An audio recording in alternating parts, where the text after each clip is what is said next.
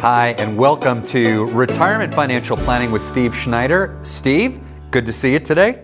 Great to see you, Mark. Glad to be here. Doing good. Wonderful. We have an unusual topic today, but you probably see it a lot in your office, and it's when you meet with a new person or a couple when they come in who might not be thrilled about the advisor they currently have, and they're thinking about making a move, but it becomes difficult for them, Steve, because they're friends. Right. They play golf together.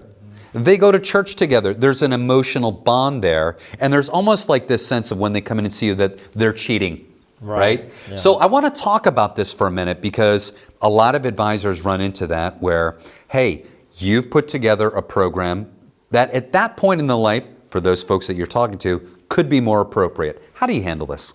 Yeah, it always seems to be a situation where people have a long-term relationship with their advisor.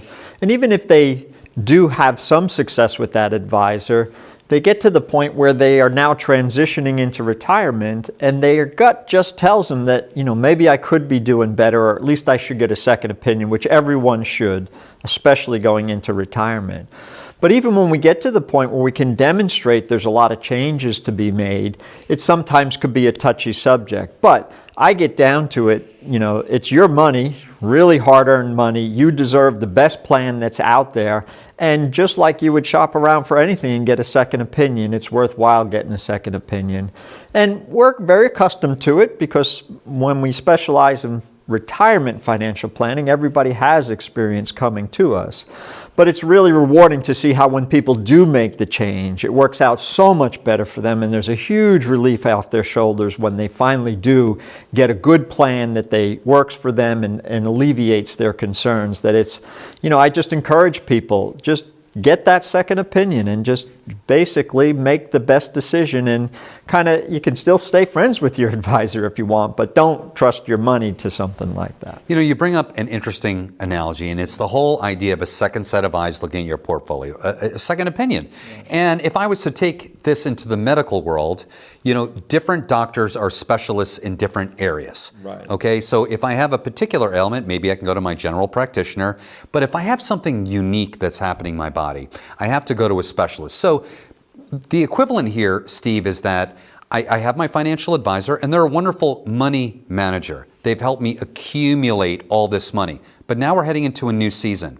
And this new season is principal preservation and paying ourselves in retirement, which is retirement planning, which is its own specialty. Is that what you do at Securenet? Yeah, absolutely. We specialize in retirement financial planning, and you hit it right on nail on the head that's totally different, and the things that you use to benefit you in retirement from a financial investment standpoint are totally different than what was successful in getting to saving up to it. And it's very common now that the money managers and the advisors who are basically experienced and experts in saving that money during, let's just say, your accumulation phase, really don't have the expertise, the tools, the knowledge, and don't stay on top of the market for all of the tools that are benefiting you in retirement. And that's what we specialize in. And time again, we can make huge improvements in people's portfolio just by looking at it from a retirement standpoint versus an accumulation standpoint. And like you say, you wouldn't want to go to a foot doctor if you have a problem with your back, right? I mean, they're a little bit different. They're all different, yeah. Do you see a lot of DIY advisors? Because these are also men and women who have done well. They've studied, they've done their research, they've done well in the accumulation phase. But now what do we need to look at in retirement? Yeah. Reducing taxes, Yeah. reducing fees, health, medical, right? Estate planning, Social Security. These are things that are integral parts of the retirement plan, but that DIY advisor or that money manager only, or I'd say the DIY investor and that money manager type person aren't necessarily trained for. That's why we come to a retirement planning specialist, right? Yeah, no, exactly right. That even if you have been successful managing your own portfolio, the investment vehicles that we have now today are so specialized and tend sometimes to be a little bit complex, or at least weeding through all the different options and finding the right one for you is what we specialize. We spend every day doing it. And it's rare that we can find somebody who's trying to do it on their own, get enough information.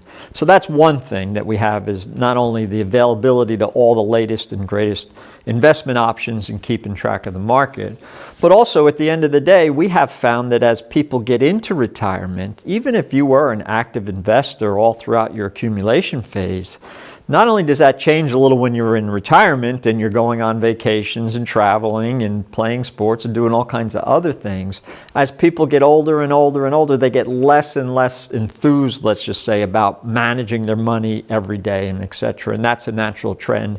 And we can help out with, alleviating people of that burden to do that all the time. But it makes a huge difference to basically, deal with an organization like ours who has all the latest and greatest tools and specialties, like you say, in taxes, in the market, principal protected investments, income investments, things like that. And we can basically find the right ones for you. So a lot of great reasons to potentially move or migrate from the current advisor to more of a specialist. What do you tell those folks that say, it's going to hurt his feelings or her feelings and I don't feel good about it? They know they need to do it, okay? But is there a way they can do this without contacting their advisor, or do they, because I think here's the fear, Steve. I'm going to have to go into their office, sit across from their desk and say, I'm sorry, we're breaking up, give me my money, I'm going somewhere else, right, which is a torturous idea. So what do you say to those people? Yeah. Oh no, in today's world, there's no need to even contact the other advisor. The other advisor doesn't even know that you're getting a second opinion. And when it comes to the point where you're going to be moving the money, everything is done electronically, and the current money managers or advisor that you have doesn't even get aware of the fact that the money's moving, and essentially we can transfer it and execute the new plan without any obligation of talking back to the old one. Some people say they still want to go back and say, thanks for helping me and we've moved on and etc. But I recommend getting everything in place and starting to move it, and then you can follow up with a call if you would like and talk to them about that. But today, there's no obligation for you to do any of that. Gotcha. Steve, thanks so much. Hey, is it time for a second set of eyes to look at your portfolio? If for no other reason than to hear, you know what? You're doing a great job. Nothing needs to change. But maybe there are some changes that need to be made. Hey, we'd love to start a conversation with you. Pick up the phone right now and give us a call, or go to our website.